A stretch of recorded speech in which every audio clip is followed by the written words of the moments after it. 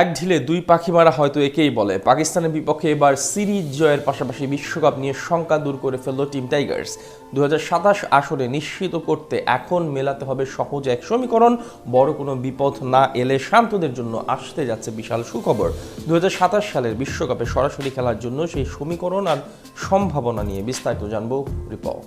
এই তো মাসেকখানিক আগের কথা, 2026 টি-20 বিশ্বকাপ খেলতে যায়নি বাংলাদেশ দল।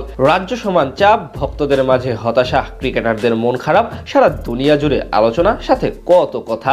সেই পাহাড় সম নেতিবাচক গল্প এক নিমিষেই শেষ মেহেদী হাসান মিরাজদের। পাকিস্তানের বিপক্ষে ট্রু উইকেটে বলা চলে এক প্রকার দাপট দেখিয়ে জয় তুলে নিল টিম টাইগার্স। আর এতেই এখন এক ঢিলে দুই পাখি মারা হলো স্বাগতিকদের। একে তো দীর্ঘ 11 বছর পর পাকিস্তানের সাথে ওয়ানডে সিরিজ জয়ের খুশি, তার সাথে আগামী ওডিআই বিশ্বকাপ নিয়ে এলো বড় সুখবর। সামনে থাকা সকল শঙ্কা দূর হয়ে গেল অনেকখানি। এখন মিলাতে হবে সহজ এক সমীকরণ। একসময় ওয়ানডে ফরম্যাটে দুনিয়ার অন্যতম সমীহ করার মতো দল ছিল বাংলাদেশ। তাছাড়া ক্রিকেটারদেরও প্রিয় ফরম্যাট ধরা হতো এটিকে। কিন্তু গেল 2 বছর ধরে একটু বাজে সময়ের ভিতর দিয়ে গেছে লাল সবুজ প্রতিনিধিরা। বিশেষ করে মিডল অর্ডার থেকে 3 অভিজ্ঞ ক্রিকেটার মাহমুদুল্লাহ রিয়াদ, মুশফিকুর রহিম এবং সাকিব আল হাসান বিদায় নেওয়ার পর থেকে এক প্রকার অস্থিতিশীল পরিস্থিতির মধ্য দিয়ে যেতে হয়েছে টিম টাইগার্সকে।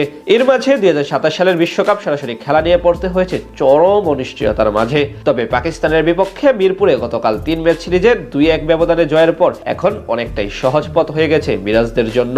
আইসিসির নিয়ম অনুযায়ী চলতি বছর 31 মার্চের আগ পর্যন্ত র্যাঙ্কিংয়ে শীর্ষ 8 দল সরাসরি সুযোগ পাবে দক্ষিণ আফ্রিকা, জিম্বাবুয়ে এবং নামিবিয়ায় অনুষ্ঠিত হতে যাওয়া 2027 বিশ্বকাপে। সেটা না করতে পারলে বাছাই পর্বে খেলতে হবে। 2027 বিশ্বকাপে খেলবে মোট 14টি দল। 8 দল খেলবে সরাসরি, বাকি 6 দল আসবে বাছাই পর্ব থেকে।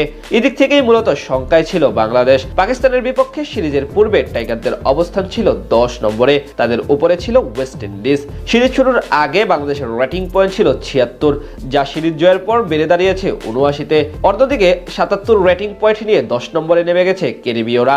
এই সিরিজ হারলেও 102 রেটিং পয়েন্ট নিয়ে পাকিস্তান র্যাঙ্কিং এর 4 নম্বর অবস্থানটি ধরে রেখেছে।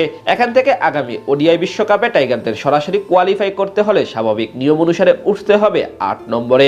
তবে দক্ষিণ আফ্রিকার কারণে এখান থেকেও সুযোগ হয়ে যেতে পারে। আইসিসির আরেকটি নিয়ম হলো স্বাগতিক দেশ হিসেবে প্রোটিয়ারা যদি 31 মার্চ পর্যন্ত সেরা 8-এ থাকে তাহলে র্যাঙ্কিং এর 9 নম্বর দলও সুযোগ পাবে ডিরেক্ট কোয়ালিফাই করার। বর্তমানে 5 নম্বরে আছে সাউথ আফ্রিকা, যার সুবাদে বাংলাদেশ দল যদি এখানকার অবস্থান ধরে রাখে, অর্থাৎ 9 নম্বর অবস্থানে থেকে যেতে পারে, তাহলে সরাসরি বিশ্বকাপ খেলার সুযোগ পেয়ে যাবে।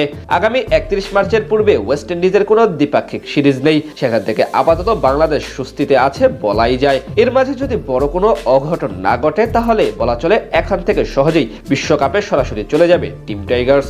উল্লেখ্য 1999 সালে বিশ্বকাপ খেলার পর থেকে এখন অবধি সবগুলো ওয়ানডে বিশ্বকাপে সরাসরি কোয়ালিফাই করার যোগ্যতা অর্জন করেছে বাংলাদেশ দল।